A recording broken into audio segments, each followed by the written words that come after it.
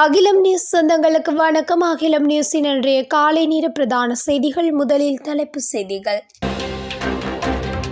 ரணில் விக்ரமசிங்கவின் சதி வேலைகளில் சிக்கப்போவதில்லை, தேசிய மக்கள் சக்தி அறிவிப்பு. கல்வித்துறையில் மாற்றம், வெளியான அறிவிப்பு. ஆத்திற்குரிய துப்பாக்கிச்சூடு, போலீஸ் மா அதிபருக்கு விடுக்கப்பட்டுள்ள உத்தரவு. ஜனாதிபதி தேர்தலை சவாலுக்கு உட்படுத்தும் மற்றொரு மனு நாளை பரிசீலனை. 24 மணி நேரத்திற்கு வளிமண்டலவியல் திணைக்களம் எச்சரிக்கை. யாழில் ஈவிரக்கமின்றி மாமியாரை தாக்கும் மருமகள், வெளியான பகீர் காணொளி. பதுளையில் கோர விபத்து, மூவர் படுகாயம். தொடர்பான விரிவான செய்திகள்.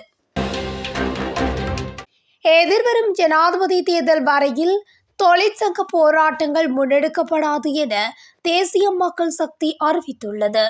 அரசாங்க ஊழியர்களின் சம்பள அதிகரிப்பிற்கு நிதி இல்லை என கூறும் ஜனாதிபதி, அரசாங்க சேவையில் ஈடுபட்டு வரும் ஒரு தரப்பிற்கு மட்டும் கொடுப்பனவு வழங்குவதாக தேசிய மக்கள் சக்தியை குற்றம் சுமத்தியுள்ளது.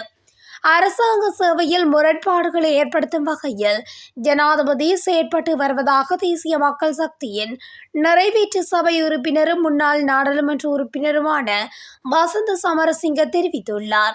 தம்புளையில் நடைபெற்ற மக்கள் சந்திப்பு ஒன்றில் பங்கேற்ற போது அவர் இந்த விடயங்களை சுட்டிக்காட்டியுள்ளார். எனினும் ஜனாதிபதி ரணில் விக்ரமசிங்கவின் சதி வேலைகளில் சிக்கப் போவதில்லை என குறிப்பிட்டுள்ளார். இதனால் எதிர்வரும் ஜனாதிபதி தேர்தல் வரையில் வேலை நிறுத்த போராட்டங்களை முன்னெடுக்காதிருப்பதற்கு தேசிய மக்கள் சக்தியின் தொழிற்சங்க பிரிவு தீர்மானித்துள்ளது. எதிர்வரும் ஜனாதிபதி தேர்தலில் கட்சியின் தலைவர் அனுரகுமார திசாநாயக்க நிறைவேற்று அதிகார ஜனாதிபதியாக தெரிவாகும் வரையில் வேலை நிறுத்த போராட்டங்களுக்கு ஒத்துழைப்பு வழங்கப்படாது எனவும் அவர் குறிப்பிட்டுள்ளார். 6 வெளிநாட்டு மொழிகள் தெரிந்த 500க்கும் மேற்பட்ட ஆசிரியர்கள் பாடசாலைகளுக்கு நியமிக்கப்பட்டுள்ளதாக கல்வி ராஜாங்க அமைச்சர் அரவிந்த்குமார் தெரிவித்துள்ளார். அதன்படி ஜெர்மன், பிரெஞ்சு, கொரியன், ஹிந்தி, ஜப்பானிய மொழிகளுக்கு ஆசிரியர்கள் நியமிக்கப்பட்டுள்ளதாக அவர் குறிப்பிட்டுள்ளார். எதிர்கால சந்ததியினரை வெளிநாட்டு தொழில் சந்தைக்கு தயார்படுத்தும் நோக்கில் இந்த திட்டம் நடைமுறைப்படுத்தப்பட்டுள்ளது. இதேவேளை விஞ்ஞான பீடங்களுக்கு வருடாந்தம் ஆட்சேர்ப்பு செய்வோரின் எண்ணிக்கையை 5000 7500 ஆக அதிகரிக்க நடவடிக்கை எடுக்கப்படும் எனவும் அவர் தெரிவித்துள்ளார். ஆத்திற்குரிய துப்பாக்கிச்சூட்டு சம்பவம் தொடர்பில் கைது செய்யப்பட்ட சந்தேக நபரின் வாக்குமூலத்தை போலீஸ் மா அதிபர் உத்தரவை மீறி ஊடகங்களுக்கு வழங்கியமை தொடர்பாக விசாரணை நடத்தி அறிக்கை சமர்ப்பிக்குமாறு போலீஸ் ஆணைக்குழு போலீஸ் மா அதிபருக்கு உத்தரவிட்டுள்ளது. இதுகுறித்து போலீஸ் விசேட விசாரணை பிரிவினர் ஆரம்பகட்ட விசாரணைகளை மேற்கொள்வதாகவும் போலீஸ் ஆணைக்குழு தெரிவித்துள்ளது. இந்த விடயம் தொடர்பில் போலீஸ் மா அதிபர் விசாரணை நடத்தி குறித்த அறிக்கை 2 வாரங்களுக்குள் கையளிக்க வேண்டும் என ஆணைக்குழு கூறியுள்ளது. இதேவேளை சம்பந்தப்பட்ட அதிகாரிகள் மீது ஒழுக்காற்று நடவடிக்கை எடுப்பதற்காக குறித்த அறிக்கை கோரப்பட்டுள்ளதாக தெரிவிக்கப்பட்டுள்ளது. இந்நிலையில் கைது செய்யப்படும் சந்தேக நபர்களை ஊடகங்களுக்கு வெளிப்படுத்தி விசாரணைகளை மேற்கொள்ள வேண்டாம் எனவும், விசாரணைகள் தொடர்பான தகவல்களை ஊடகங்களுக்கு அறிவிக்கும் போது பின்பற்ற வேண்டியவை குறித்தும் அறிவுறுத்தல்களை வழங்கி போலீஸ் மா அதிபரினால் சுற்றறிக்கை வெளியிடப்பட்டுள்ளது. ஜனாதிபதி தேர்தல் தொடர்பில் சட்டத்தரணி ஒருவரினால் தாக்கல் செய்யப்பட்டுள்ள மனு நாளை உயர் நீதிமன்றில் பரிசீலிக்கப்படவுள்ளது.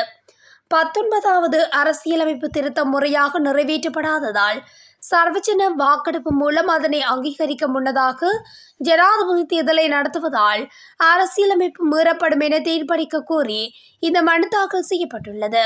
சட்டத்தரணி அருண லக்ஸரி உடவட்டினோவினால் இந்த அடிப்படை உரிமைகள் மனு தாக்கல் செய்யப்பட்டுள்ளது. அதன்படி குறித்த மனுவை பரிசீலிக்க பிரதம நீதியரசர் உள்ளிட்ட 3 அடங்கிய நீதியரசர்கள் குழாம் நாளை கூடவுள்ளது. இந்த மனுவில் தேர்தல்கள் ஆணைக்குழு மற்றும் அதன் உறுப்பினர்கள், நாடாளுமன்ற செயலாளர் நாயகம் மற்றும் சட்டமாதிபர் ஆகியோர் பிரதிவாதிகளாக குறிப்பிடப்பட்டுள்ளனர்.